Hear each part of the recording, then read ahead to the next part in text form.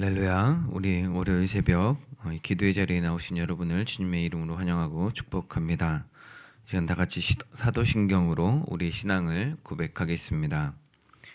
전능하사 천지를 만드신 하나님 아버지를 내가 믿사오며 그 외아들 우리 주 예수 그리스도를 믿사오니 이는 성령으로 잉태하사 동정녀 마리아에게 나시고 본디오 빌라도에게 고난을 받으사 십자가에 못 박혀 죽으시고 장사한 지 사흘 만에 죽은 자 가운데서 다시 살아나시며 하늘에 오르사 전능하신 하나님 우편에 앉아 계시다가 저리로서 산자와 죽은 자를 심판하러 오시리라. 성령을 믿사오며 거룩한 공회와 성도가 서로 교통하는 것과 죄를 사하여 주시는 것과 몸이 다시 사는 것과 영원히 사는 것을 믿사옵나이다. 아멘. 이제 찬송가 384장 나의 갈 길 다가도록 예수 인도하시니 찬양하겠습니다.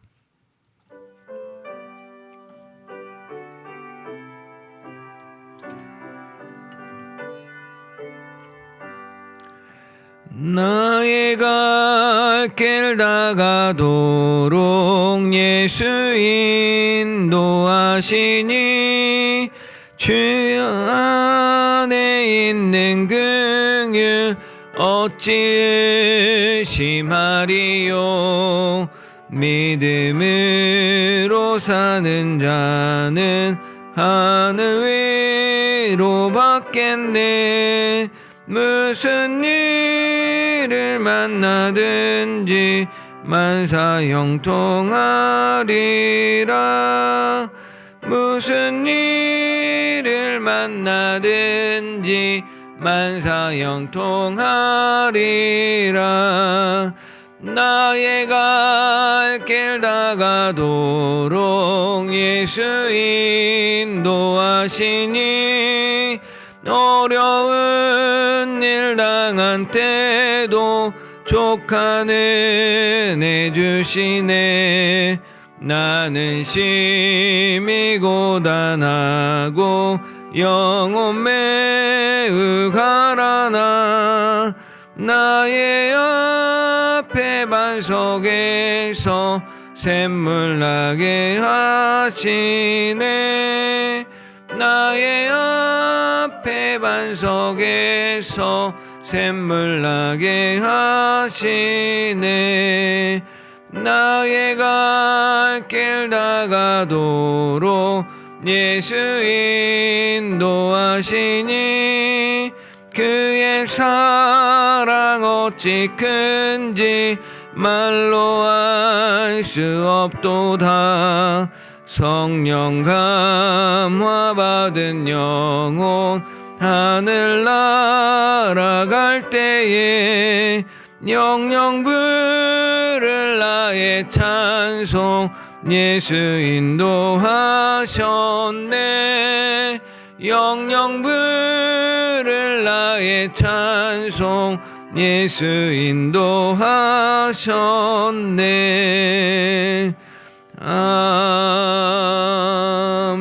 아멘.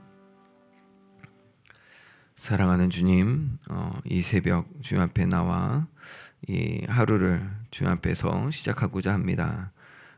부족한 저희들 수고하는 우리에게 은혜를 베풀어 주시고 오늘 주의 말씀으로 우리를 가르쳐 주시고 우리가 온전히 주를 믿는 온전한 믿음으로 오늘 주님이 주신 삶에 충성하며 정말 주님 앞에 온전히 살아가는 저희 될 수 있도록 주님 붙잡아 주옵소서. 주님 말씀하여 주시면 우리가 듣고 순종할 수 있도록 인도하여 주옵소서. 예수님의 이름으로 기도드립니다. 아멘. 오늘 함께 나눌 말씀은 창세기 4장입니다. 창세기 4장 1절부터 26절 끝까지 같이 함께 읽겠습니다.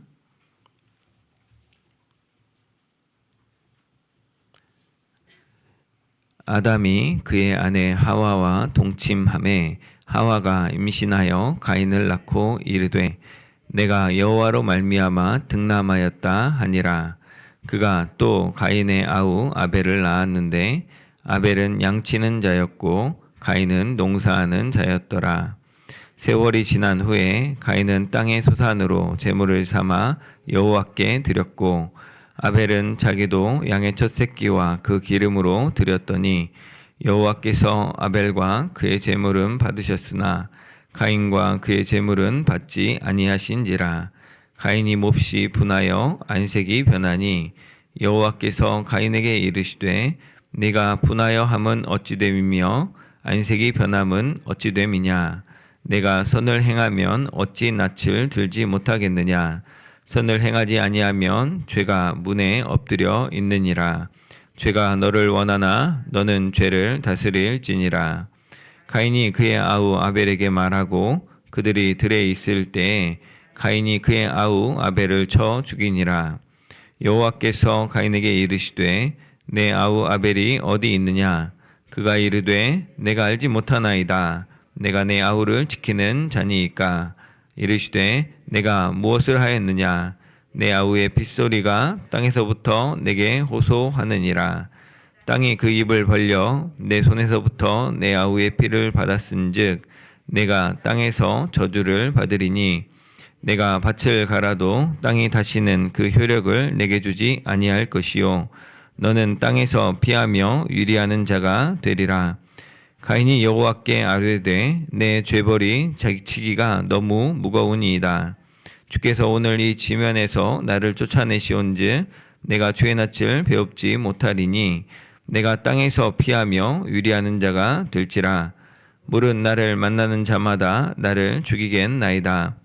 여호와께서 그에게 이르시되 그렇지 아니하다. 가인을 죽이는 자는 벌을 7배나 받으리라 하시고 가인에게 표를 주사 그를 만나는 모든 사람에게서 죽임을 면하게 하시니라. 가인이 여호와 앞을 떠나서 에덴 동쪽 놋 땅에 거주하더니 아내와 동침함에 그가 임신하여 에녹을 낳은지라. 가인이 성을 쌓고 그의 아들의 이름으로 성을 이름하여 에녹이라 하니라.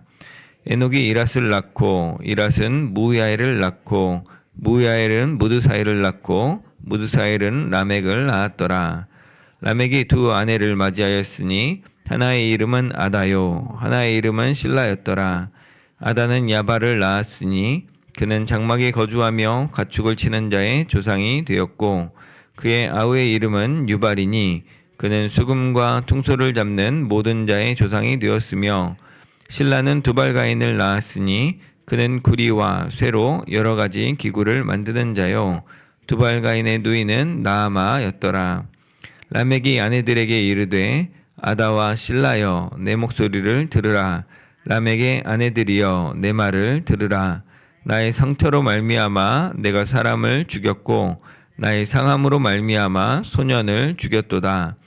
가인을 위하여는 벌이 7배일진데 라멕을 위하여는 벌이 77배이리로다 하였더라.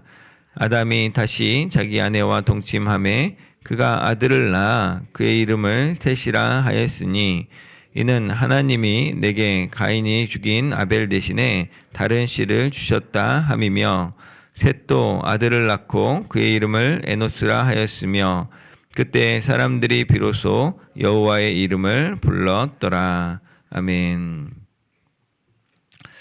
오늘 함께 살펴볼 창세기 4장은 아담과 하와가 에덴 동산에 쫓겨난 다음에 어떻게 살았는가를 보여줍니다. 크게 이제 한 세 단락으로 나눌 수 있을 것 같은데 4장 1절부터 15절까지 보면 아담과 하와가 낳았던 가인의 이야기, 또 그리고 가인의 동생 아벨도 나와서 둘이 어떻게 살았는지, 또 왜 싸웠는지, 또 왜 죽였는지 이거 이야기가 나오고, 또 16절부터 24절까지는 가인의 후손이 이제 아벨 죽인 다음에 어떻게 점점 이렇게 하나님부터 멀어졌는지를 보여주는 내용이 나옵니다. 또 마지막 25절, 26절은 이렇게 죽임당했던 아벨 대신에 하나님께서 또 셋을 대신 주신 그 셋의 출생 이야기가 나옵니다. 오늘 그중에 첫 번째 문단 1절부터 15절까지 말씀 가지고 오늘 말씀을 나누고자 합니다. 아담과 하와는 에덴 동산에 쫓겨났습니다. 아마도 이렇게 슬픈 날이 있을까, 그리고 이렇게 비참한 날이 있을까 싶은 날이 아마 에덴에서 쫓겨난 그 날일 겁니다. 그런데 그곳에서의 삶이 마냥 저주이고 마냥 지옥 같은 삶이냐, 그렇지는 않았습니다. 에덴 동산 밖으로 분명히 쫓겨나 있지만 하나님의 은혜가 여전히 그들의 삶을 붙들고 계심을 알 수 있습니다. 1절에 보면 아담과 그의 아내 하와가 동침했습니다. 그러자 하와가 임신하여서 가인을 낳았다고 합니다. 그리고 이렇게 고백합니다. 내가 여호와로 말미암아 등남하였다. 여호와의 도우심으로 말미암아 내가 아들을 얻었다라는 표현입니다. 하나님께서 이 아들을 주셨다고도 볼 수 있겠죠.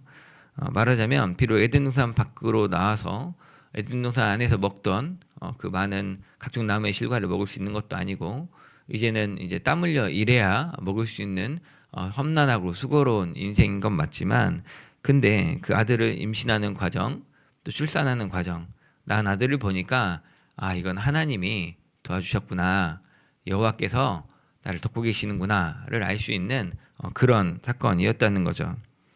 이후에 또 3절에 보면 이제 가인이 예배를 잘못 드린 이야기가 나옵니다.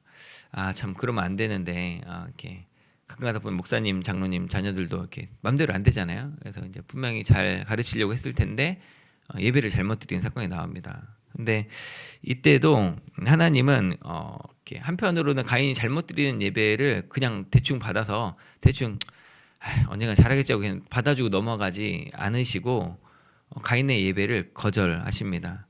가인과 그의 재물을 분명하게 거절하셨습니다. 어떻게 안 받으셨는지 잘 모르겠어요. 여기서 막 이렇게 예배드리고 있는데 땡뚱 치고 하나님이 가버리셨는지 모르겠는데 가인과 그 재물은 받지 않으시고 아벨과 그 재물은 받으신 걸 아는 거죠. 하나님이 그 받아주시 않자 이거에 대해서 사실은 예배를 잘못 드린 사람이 회개를 해야 되는데 그게 아니고 가인 이제 막 화를 내는 거죠. 너무 화를 내고 너무 수치스럽게 생각하는 거예요. 아니 내가 어떻게 동생 앞에서 완전히 쪽팔렸다라고 생각을 하고 막 화를 낸 거죠. 그런 가인에 대해서 6절에 보면 하나님이 얘기하시죠. 네가 분하여 하면 어찌 됨이며 안색이 변하면 어찌 됨이냐. 하나님도 보면 굉장히 이렇게 뭐랄까 강한 아버지 같아요. 이렇게 물러서지 않고 네가 지금 뭘 잘했다고 지금 이렇게 하는 거야라고 딱 직면하십니다. 근데 또 7절에 보면 네가 선을 행하면 어찌 낯을 들지 못하겠느냐. 선을 행하지 아니하면 죄가 문에 엎드려 있다라고 이야기합니다. 그래서 여기서 말하는 죄가 문에 엎드려 있다는 것은 웅크려 있다는 건 웅크리는 건 사자나 개구리한테 뛰기 전에 이렇게 딱 웅크리는 그런 자세인 거죠. 단순히 죄가 문 앞에서 그냥 수그리고 있는 게 아니고 나오면 잡아먹으려고 웅크리고 있는 딱 뛰기 전에 사냥하기 직전에 그런 모습처럼 앞에 있다는 거예요. 네가 예배 잘 못 드렸는데 그걸 가지고 하나님이 뭐라고 한 게 아니고 하나님은 그냥 예배 잘못 드린 걸 받지 않고 그냥 넘어갔어요. 근데 그거 가지고 수치스럽게 여기고 막 화를 내고 있으니까 그거에 대해서는 네가 화를 내는 건 잘못된 거다. 네가 지금 그렇게 화내고 싶지 않으면 다음 예배를 잘 드리면 되지 않냐. 네가 지금 네 앞에 넘실거리는 죄를 잘 다스려야 한다라고 죄가 지금 널 잡아먹으려고 하니까 조심하라고 알려주시는 거기도 하고 또 한편으로는 하나님께서 야 너 죄를 다스려라라고 말씀해주고 있는 거기도 하죠. 사실 우리가 죄를 다스릴 수 있는가라는 생각을 해보면 우리는 그런 능력이 없죠. 우리는 이렇게 육체의 정욕을 이길 힘이 없습니다. 세상의 유혹을 이길 힘이 없습니다. 이게 속절없이 그냥 친구를 잘못 만나면 순식간입니다. 순식간에 막 이상한 사람들 친구를 만나보면 갑자기 막 도박에 빠지기도 하고 마약에 빠지기도 하고 이상한 길로 막 가는 겁니다. 교회에 잘 정착하기도 하고 교회를 확 떠나버리기도 하고. 근데 여기서 보면 하나님이 가인한테 했잖아요. 야 죄를 다스려라. 죄가 네 앞에 엎드렸으니까 죄를 다스려라. 그 얘기는 뭐냐면 하나님이 볼 때 할 수 있다는 거죠. 이 얘기는 우리가 그래 나 할 수 있어 라고 하는 게 아니고 하나님이 내게 말씀하셨으니까 하나님 말씀에 의지하여서 하고자 하면 할 수 있다는 거죠. 믿는 자에게 능치 못함이 없으니까 원래는 우리는 못하죠. 근데 하나님이 죄를 다스려라. 죄 네 앞에 다스려라는 얘기는 우리가 다스릴 수 있으니까 하라는 거죠. 바꿔 말하면 하나님이 그렇게 할 수 있다고 보증해준 겁니다. 내가 지금 도저히 못할 것 같은데 야 너 죄를 다스려라. 너 이거 이길 수 있어. 그냥 나 끝낼래. 오늘 나 사표 던질래. 나 오늘 이혼도장 찍을래. 할 때 다스려라. 너 할 수 있다. 하나님 말씀하실 때 하나님 믿고 다스리면 다스릴 수 있다는 거죠. 맞으면 하나님은 잘못한 가인을 지금 혼낸다기보다는 더 잘못되지 않도록 도우시는 거죠. 하나님의 이 말씀을 듣고 하나님 의지함으로 죄를 다스릴 수 있도록 기회를 주시는 겁니다. 맞으면 이게 지옥으로 확 떨어지는 삶이 아니라는 거죠. 이후에 보면 좀 상황이 좀 더 심각해집니다. 하나님이 주신 이 세컨 찬스를 놓치죠. 그러고 나서 가인이 기어이 아벨을 들러 불러냈다는 얘기는 뭐냐면 의도적인 거죠. 의도적으로 불러내서 아우를 돌로 쳐 죽입니다. 그때도 하나님은 현행범으로 체포할 수 있지만 체포하지 않으시고 끝난 다음에도 막 강하게 추궁할 수 있지만 여기서 네 아우의 아벨이 어디 있느냐라고 마치 아담이 선악과를 따먹고 하나님이 오시는 소리를 듣고 숨었을 때 아담아 내가 어디 있느냐 물었던 것 같죠. 그래서 물어보시고 답변을 기다리십니다. 죄는 이렇게 다루면 죄인들은 막 기고만장해져서 이렇게 될 텐데 맞으면 하나님은 가인이 스스로가 죄를 회개하고 하나님 앞에 얼마나 속상하고 자기가 화가 나서 일은 저질렀지만 화가 나서 불륜을 저지르거나 너무 급해서 회사 돈을 유용하거나 했지만 얼마나 그 인생이 두근거리고 불안하고 힘듭니까? 하나님 그거에 나올 수 있는 탈출의 기회를 주신 거죠.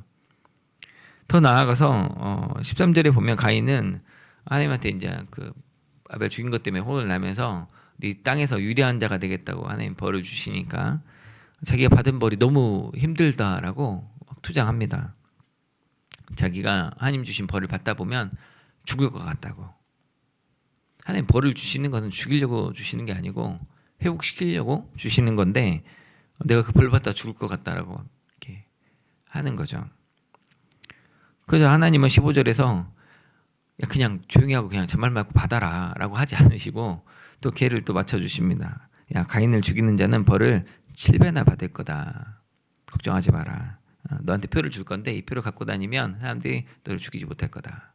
우리가 어떻게 할지 어떤 편인지는 모르겠지만 분명히 사람들이 보면 알 수 있는 하나님의 보호하심의 징표. 분명히 최초의 살인자. 어떻게 인간이 저럴 수가 있냐. 인간이 이렇게 한동안 천은 인간 같아 처음 봤다라고 할 만한 사건을 일으켰는데 그 사건 가운데서도 최고의 정말 연쇄살인마인데도 감옥에서 다 먹여주고 재워주고 하잖아요. 그런 것처럼 죄값을 치르도록 하는 그 일을 하나님이 보증해 주셨다는 거죠. 가인이 억울하게 그냥 애매히 죽임당하는 것을 면하게 해주셨다는 거죠.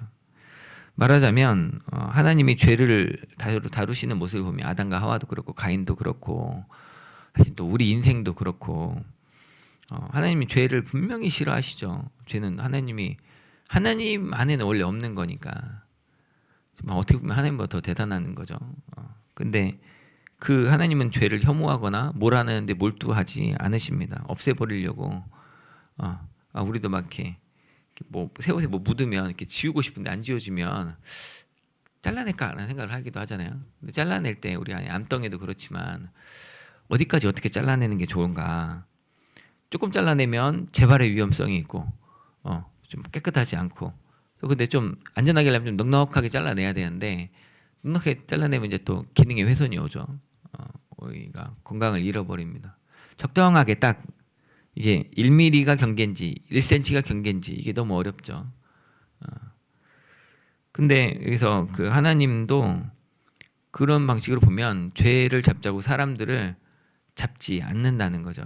분명히 죄는 말로 할 수 없는 거죠. 그래서 에덴을 쫓아내기도 하고 가서 직면해서 말하기도 하고 경고하고 할 수 있다고 돕고 계속 하시는 건 뭐냐면 죄를 짓지 말라고 도우시는 거긴 한데 그 죄를 지었다고 유혹에 넘어가는 인간을 막 그냥 바로 박살내가지고 너 내가 하지 말라고 했지 막 분노에 싸가지고 막 죽여버릴 거야 막 이렇게 하지 않으신다는 거죠. 인간을 불쌍히 여기시는 겁니다. 이미 3장에서 아담과 하와가 선악과를 먹고 타락한 것을 두고 그 잘못에 대해서는 하나님 징계할 수밖에 없죠. 이미 약속하셨거든요. 선악을 알게 한 나무 열매를 먹으면 정령 죽으리라. 쫓아낸다고는 안 하셨어요. 근데 바로 죽이지 않고 내보내셨어요.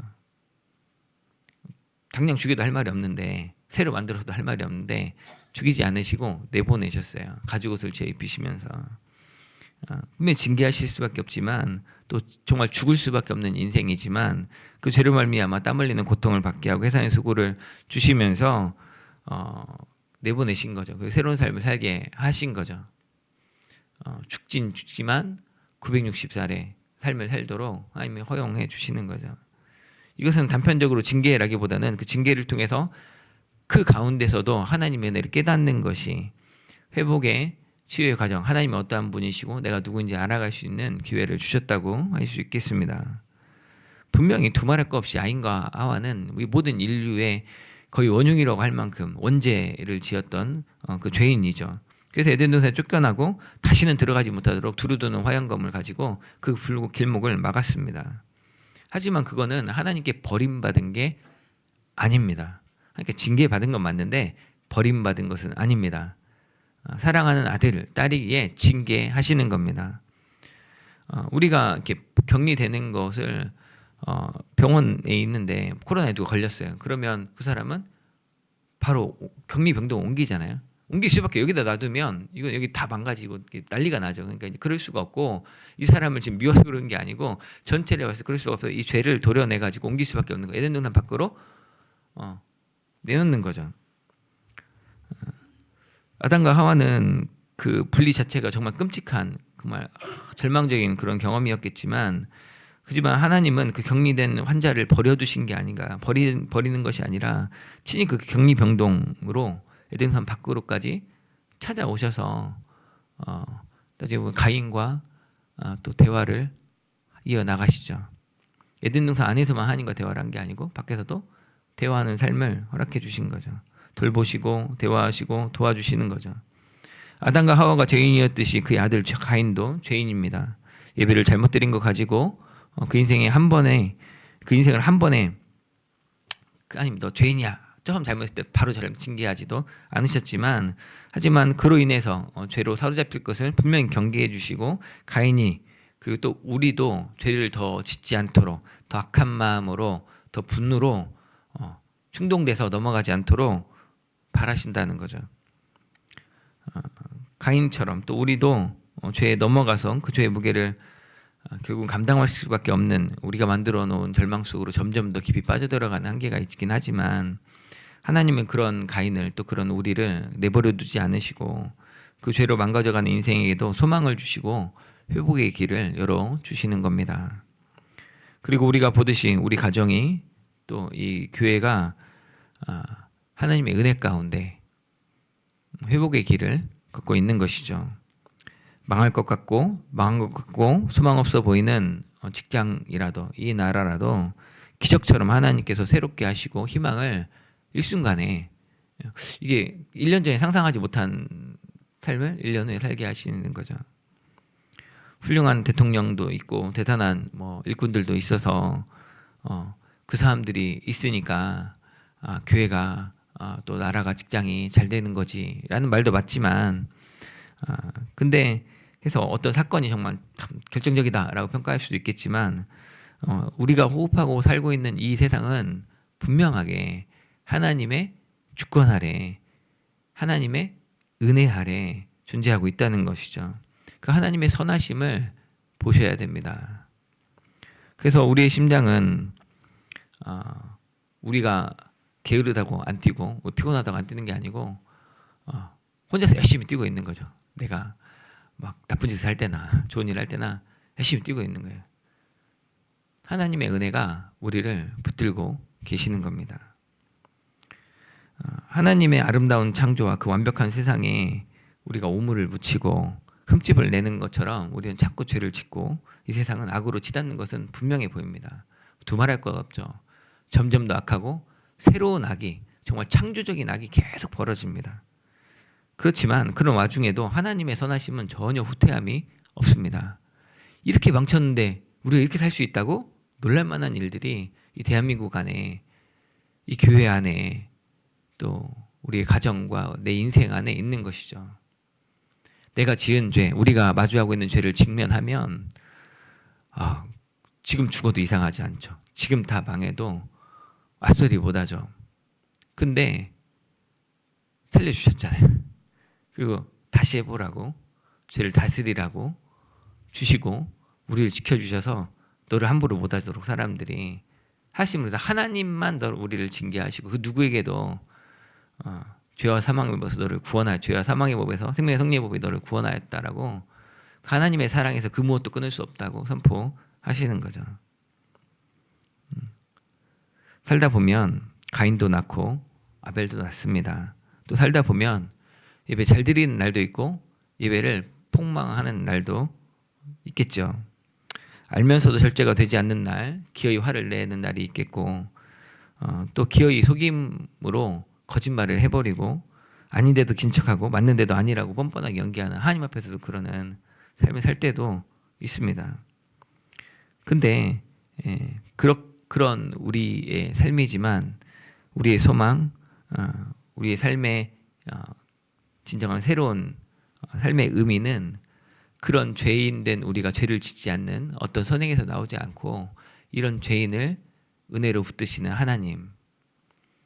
에덴 동산을 쫓아내실 수밖에 없지만 가인에게 땅을 떠나서 유리한 자가 되도록 하실 수밖에 없지만 그 가운데서도 하나님 지키시고 보호하시며 도우시는 그 은혜를 베푸시는 그 하나님이 우리 삶의 소망이고 우리 삶의 의미라는 것이죠. 그렇다고 우리가 이제 하나님만 믿고 맡기고 그냥 가만히 기도만 하고 있을 수는 없죠.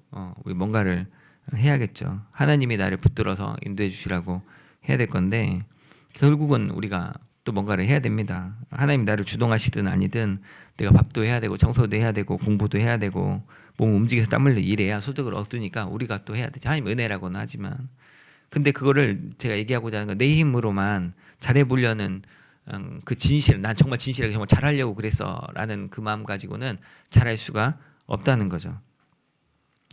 제가 해보니까 탁구를 칠 때도 수영을 할 때도 힘을 빼라고 하더라고요. 힘을 빼고 탁구를 어떻게 치나? 움직이려면 힘이 들어가는데 제가 또 피아노를 칠 때도 선생님 힘 빼라고. 그러니까 안 되는 거라고. 띵동띵동 똥땅거리는 거지 피아노가 매끄럽게 안 되는 거 힘 빼라고. 바이올린을 치는데도 계속 힘 빼라는 말을 듣는 거죠. 힘을 주니까 공이 코트를 밖으로 나가는 거고 힘을 주니까 몸이 물에 뜨지 않고 자꾸 가라앉는 거고 힘을 주니까 소리가 매끄럽게 안 나고 소리가 잉 하고 떨린다는 거죠. 그럼 왜 힘을 주느냐?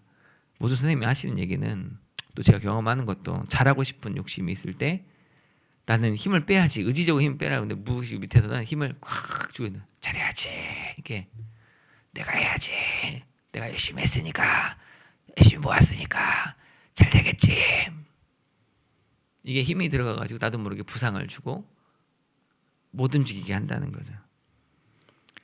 나는 잘해야 된다는 불안이 나를 제 기능이 나오지 못하게 한다는 거죠. 내가 얼마나 잘하는지 증명하려는 교만 때문에 힘주면 안 된다는 거죠.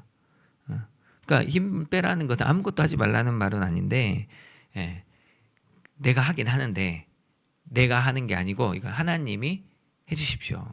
내가 하나님께 순종합니다. 결과는 하나님의 몫입니다. 난 하나님을 사랑하고 하나님께 충성합니다. 라고 하는 것이죠. 하나님의 선하심을 믿고 신실하심을 믿고 믿음으로 한 걸음 한 걸음 나아가는 거죠.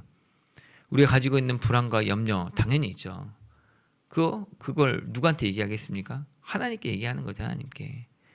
사람들에게 그 얘기에서 공감받을 수도 받으면 좋겠지만 사람들이 이해할 수도 있고 이해 못하기도 하니까 얘기해 보셔도 좋지만 근데 우리가 근본적으로 하나님께 이야기하면 하나님이 도우시고 인정하신다는 거죠.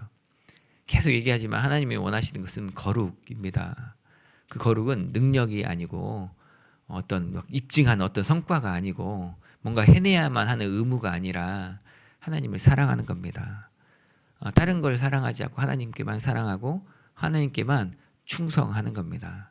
하나님만이 나의 하나님이 되십니다. 하나님만이 내 생명의 주인이십니다. 다른 것 다 아닙니다. 깨끗한 그릇인 거죠. 하나님 외엔 다른 걸 담지 않으려고 노력하는 거. 이거를 하나님이 거룩이라고 하시지. 야, 너 성경 몇 번 읽었냐? 전도 몇 명 했냐? 네가 새벽 예배에 나와야지. 쉬면 어떡하냐? 좋죠. 근데 그런 것들 행위를 가지고 따지시는 게 아니라는 거죠. 그분의 사랑의 나를 맡기는 것, 하나님을 사랑하는 것이 헌신이고 그게 우리 진정한 겸손이고 진정한 성신자의 삶이라는 거죠. 말씀 맺겠습니다. 기억하십시오. 하나님이 우리를 사랑하십니다. 우리가 죄로 넘어지는 것을 슬퍼하시고 어떻게든 도우시려고 구원의 길을 두시고 우리를 사랑으로 끝없이 초대하십니다. 오늘 하루 또 이번 한 주 그 사랑에 의지하여서 겸손하게 담대하게 우리 하나님께로 나아가는 함께 나아가는 저와 여러분 되시기를 주님의 이름으로 축복합니다. 사랑과 은혜가 풍성하신 하나님 아버지, 에덴 동산 밖의 삶이 그저 죄와 절망만 가득한 이 세상처럼 여겨졌는데 그 밖에서의 삶의 모습에 또 오늘 우리의 삶의 모습에 여전히 우리를 찾아오시고 말씀하시며 은혜로 붙드시는 주님의 사랑을 보게 하시니 감사합니다. 오늘 말씀을 통해서 우리가 살펴본 것처럼 우리도 가인처럼 죄가 문 앞에 엎드려 있는 삶을 살고 있습니다. 내 힘으로 잘해보려고 하다가 교만으로 불안으로 힘주며 넘어지고 절망하는 것이 우리의 연약한 모습임을 고백합니다. 이런 우리를 불쌍히 여겨주시고 주님께서 죄를 다스리라 말씀하시며 우리 포기하지 않으시는 주님의 음성을 믿음으로 붙들고 또 십자가의 사랑으로 우리 끝까지 붙드시는 그 선하심을 신뢰함으로 우리가 주님의 사랑에 온전히 우리 자신을 맡기며 믿음으로 담대히 나아갈 수 있도록 주님 도와주옵소서. 그래서 이번 한 주 또 오늘 우리의 힘이 아닌 주님의 사랑을 의지하여 겸손하게 하지만 담대하게 하나님과 동행하는 복된 삶을 살게 하여 주옵소서. 우리 주 예수 그리스도의 이름으로 기도드립니다. 아멘. 이 시간 기도하겠습니다. 하나님이 우리의 삶을 다 여전히 다스리시며 선으로 인도하신다. 이것을 우리가 믿음으로 붙들고 하나님의 일하심을 하나님을 경외함으로 바라보는 온전한 믿음을 달라고 기도하시고, 두 번째로는 우리 주변에 엎드려 있는 넘실대는 죄의 유혹들, 죄의 위협들을 경계하고 그 죄를 다스리라 말씀하시는 주님의 음성을 믿음으로 순종함으로 우리에게 있는 모든 악한 것들 다 물리치고 의의 길로 행할 수 있게 해달라고. 또 마지막으로는 내가 잘하려는 교만, 불안 다 내려놓고 나를 나보다 더 잘하시고 완벽하게 사랑하시는 하나님의 선하심을 온전히 신뢰하며 믿음으로 나아가게 해달라고 같이 기도하도록 하겠습니다. 사랑하는 주님 아버지, 감사합니다. 이 시간 주님께서 주시는 은혜를 따라서 우리가 여전히 주님의 은혜 가운데 살아감을 보게 하시니 감사합니다.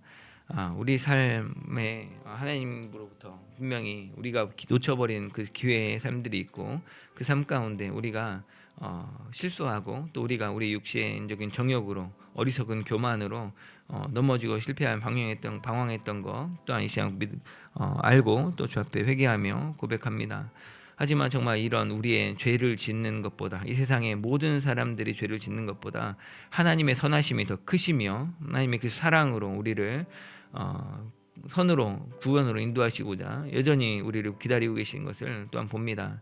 하나님은 거룩하셔서 우리의 죄를 없다 그저 하지 못하시고 또 한편으로 우리를 사랑하셔서 너희를 죄인이라 멸하시지 못하시고 우리에게 예수 그리스도를 보내셔서 또 여전히 그들에게 말씀하여 주심으로, 그들에게 하나님이 도우심으로 또 우리에게 함께 하심으로 정말 주님이 계신 것, 주님이 우리를 사랑하고 계신 것을 알고 주 앞에 회개함으로 주 앞에 정말 거룩한 자녀로 다시 한번 회복되며 나오기를 기다리시는 그 하나님을 바라봅니다.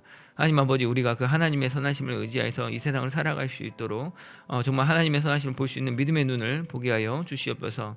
우리의 눈과 귀를 열어주셔서 세상의 악에, 세상의 힘의 논리에, 세상 사람들의 시선에 바리새인 같은 말에 넘어가지 않게 하여 주시고 오직 우리를 끝없이 사랑하시는 그 주님, 우리가 분명 에덴 동산 밖이어서 불평할 수 있지만 그 가운데서 도우시고 또 우리가 직장을 잃어버려서 어렵지만 그 가운데 도우시며 또 우리가 건강 가운데 건강하기를 원하지만 이 연약한 중에도 주님이 함께 하시는 그 선하심을 놓쳐버리지 아니하도록 그 하나님의 선하심을 발견하고 하나님 나와 함께 하시는 것, 하나님 나와 함께 하시니 비록 나는 연약하지만 주와 함께하는 복된 삶에 있다는 것을 잃어버리지 않도록 지금 도와주옵소서. 우리 안에 불평하고 원망하는 삶이 이 죄를 짓고 죄값을 치르는 중에도 억울함이 솟아오르는 가인의 모습이 있습니다. 이런 어리석은 인간의 모습이 우리의 모습입니다. 하지만 정말 주님, 이런 연약한 우리에게 지금 다시 한번 은혜를 베풀어 주셔서 우리로 하여금 하나님의 의와 선을 보게 하여 주시옵소서. 하나님의 사랑을 의지하여서 정말 그 하나님의 사랑을 믿음으로 담대히 다시 한번 죄를 다스리며 죄가 아니라 하나님을 사랑하는 길을 선택할 수 있도록 하나님의 음성에 귀 기울이고 하나님의 음성을 듣고 믿음으로 그 말씀대로 살고자 믿음으로 내딛는 삶을 살아가는 저희 될 수 있도록 주님 도와주시옵소서. 그렇게 이번 한 날이 또 오늘 이번 한 주가 오늘 주님 아버지 앞에 드려지는 거룩한 삶이 되게 하여 주시고 우리의 걸음걸음마다 판단의 그 순간순간마다 우리의 말과 우리의 그 손의 그 행동들이 오늘만 오직 하나님께만 드려지는 깨끗한 행실 될 수 있도록 거룩한 행실 될 수 있도록 하나님이 나와 함께 하시는 걸 믿음으로 나 연약함의 절망을 이길 수 있도록 주님 붙잡아 주옵소서. 나를 믿는 것이 아니라 하나님을 믿게 하여 주시고 나를 보는 것이 아니라 하나님을 더욱더 주목하여 보는 하나님의 사람들 되게 하여 주시고 우리가 하나님 안에서 참 평안을 누리며 하나님 안에서 담대하며 하나님 안에서 오늘말 주를 사모함으로 주의 복음에 감격함으로 복음을 증거하며 그 복음으로 나아가는 저희 될 수 있도록 주님 붙잡아 주시옵소서. 그로 말미암아 우리 가정이 살아나게 하여 주시고 우리의 직장이 회복되게 하여 주시고 이 교회가 거룩한 주님의 몸된 교회로 든든히 세워져 갈 수 있는 하나님의 교회가 될 수 있도록 주여 인도하여 주시옵소서. 주님 감사합니다. 이 시간 한 번 더 기도하겠습니다. 앞에 화면 보시며 같이 기도하겠습니다. 어제 들었던 말씀 하나님의 나라에서 떡을 먹을 사람이란 주제로 하나님이 초대하고 계신다. 그 초대 가운데 우리가 나가서 열심히 하나님 나라 잔치에 그 사람들이 다 찰 때까지 초대하자고 말씀을 전하셨는데 그 말씀대로 우리가 이 생명나눔 주일 11월 16일까지 우리가 태신자 작정하고 작정서를 또 내고 또 그것들을 약간 의무처럼 느끼지만 우리가 기도함으로 이 전도의 일을 하나님이 초대하라고 하시는 그 왕의 명령을 우리가 순종함으로 임하게 해달라고 그래서 정말 우리가 작정하고 기도하는 또 전도하는 우리 되게 해달라고 기도해 주시고 또 두 번째로는 우리 교회 가운데 베풀어 주실 하나님의 은혜를 알고 또 세상을 섬기는 그런 의미로서 이번 역사 전시실 공사를 할 수 있도록 이것이 하나님이 우리에게 주셨던 은혜의 흔적이기도 하고 또 우리를 통해 세상을 섬기라는 하나님의 명령이기도 합니다. 예를 들어 우리가 내일이 아니라고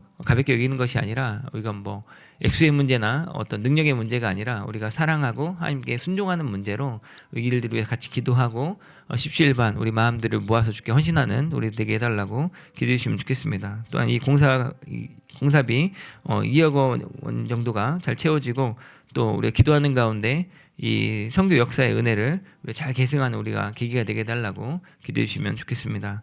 마지막으로 우리 생명나눔 주일 태신자 작정된 영혼들이 있는데 이들이 하나님께 돌아오게 해달라고 기도했으면 좋겠습니다. 우리 강민우, 경미애, 김나래, 김봉수, 김서린, 김서연, 김세인, 김승진, 김연수, 김용범, 김유진, 김정호, 김정화, 김진수, 김진표, 김태규, 김한욱, 김현지, 노수일, 박준, 박노홍, 박일래, 박재환, 박지원, 반성란, 방인수, 설승민, 신대현, 신소율, 신홍란, 신흥환, 신한겸, 우도현, 유경수, 유희영, 윤순남, 윤여환, 윤한기, 윤희숙, 이경식, 이광원, 이기호, 이미연, 이정채, 임나희, 윤근석, 장서연, 장영원, 장용석, 장우석, 장은철, 최상기, 최애순, 최인숙, 한상원, 한선희,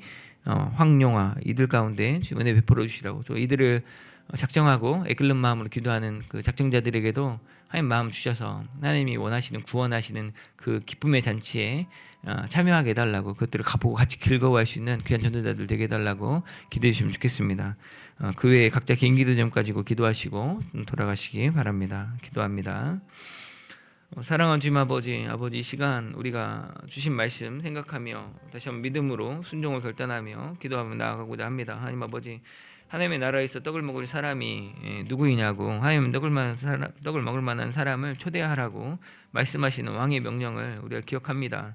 하나님 나라의 그 복된 잔치를 채우라 명함받은 종처럼 우리가 담대히 나아가서 태신자를 작정하고 또 그들을 기도하고 또 그들을 초대하며 또 그들을 만나서 전도하는 자 되게 하여 주시옵소서.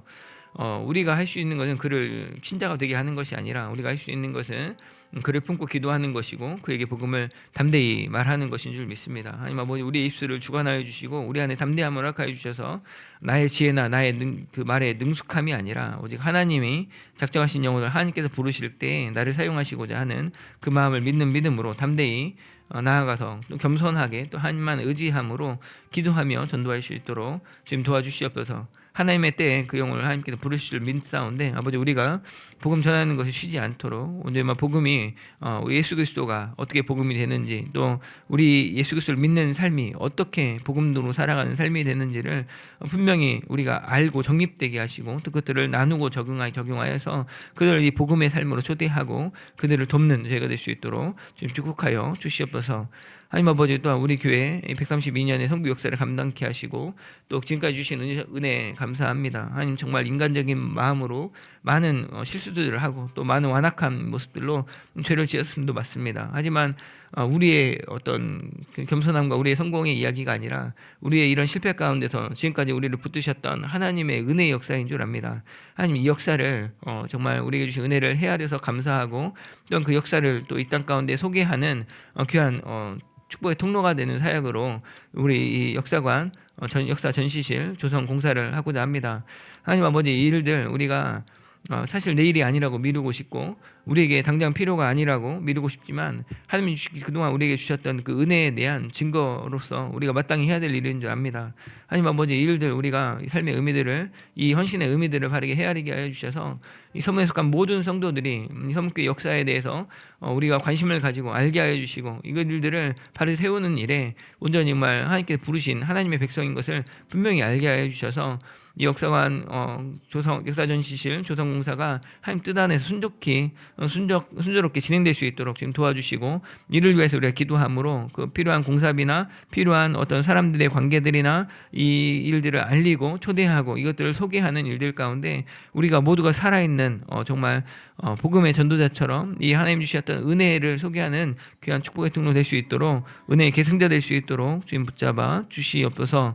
하나님 아버지, 말 또한 기도합니다. 우리에게 생명나눔 주일에 허락하여 주시고 이번 11월 16일 추수감사절에는 이 잃은 양들이 하나님께 돌아오는 태신자를 작정하게 되었습니다. 하나님 아버지, 이 작정한 이들에게 은혜와 복을 더하여 주시옵소서. 하나님께 기도하는 이들마다 하나님이 살아계신 것을 볼 수 있는 기회를 주셨는데 하나님 아버지, 우리가 이 태신자를 붙잡고 기도할 때 하나님이 이 일을 얼마나 즐거워하시는지, 하나님이 이 일을 얼마나 기뻐하시고 주동하시는지, 하나님이 이 일들을 우리에게 말씀하시는데 우리가 어떻게 완악하여서 기어이 그 일들을 하지 않고 가만히 입을 다물고 있는지를 깨닫게 하여 주옵소서. 그래서 하나님이 살아계신 것과 하나님이 다스리시는 것, 하나님이 책임지시고 하나님이 구원을 인도하시는 것을 우리가 다 보고 온전한 믿음으로 진정한 참된 평화의 삶으로 나아갈 수 있도록 구원의 그 잔잔한 평화를 누리는 저희 될 수 있도록 주님 도와 주시옵소서. 우리가 작정한 이들이 있습니다. 이 영혼들이 있습니다. 이 이름들 지금 기억하여 주시고 우리 강민우 형제부터 황용아 형제까지 지금 기억하여 주셔서 그 가운데 있는 우리 사랑하는 가족들, 사랑하는 친구들, 사랑하는 우리 손주들, 아버지만 놓고 기도하는 작정자들이 있습니다. 아니면 그 작정자들의 끓는 마음을 주님 굽어보시고, 아니면 그들의 그 간절한 기도를 예수 그리스도 겟세마네 기도처럼 주님 들으셔서 아버지 말 주님 그 가운데 하나님께서 역사하여 주시고 그 기도 가운데 기도의 공덕이 아니라 그 기도하는 그 진실한 마음에 그 믿는 믿음에 하나님을 신뢰하는 그 소망을 보시고 오늘 하나님 믿음의 역사를 허락하여 주셔서 이 영혼들이 주께로 돌아오는 놀라운 역사를 보게 하여 주시옵소서.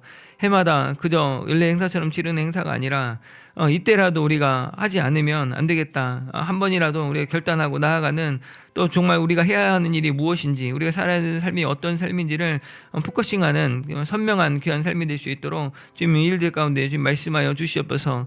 아니, 우리가 부끄럽지만 우리가 담대하게 증거하지 못하지만 이들이 찾아와서 복음에 대해서 묻고 교회가 어떠하는에 대해서 묻게 하셔서 우리가 그들과 함께 대화하고 우리의 부족한 허물들을 인정하되 그 가운데 계시는 여전히 역사하시는 하나님의 선하심을 증거하고 그들의 인생 가운데서도 여전히 붙들고 계시는 하나님이 주셨던 은혜들을 발견할 수 있도록 그들의 지혜를 주시고 은혜를 주셔서 눈을 뜰 수 있도록 좀 귀가 열릴 수 있도록 하셔서 복음을 듣고 하나님을 발견하며 하나님 앞에 엎드려서 주께 우리 죄를 자복하고 진정한 자유의 길로, 진정한 소망의 길로, 진정한 하나님 안에서 뭉치 못함이 없는 그 세상의 삶으로 이들을 초대하며 우리가 함께 누릴 수 있는 그냥 복된 삶, 구원받은 삶을 누릴 수 있도록 주님 도와주시옵소서.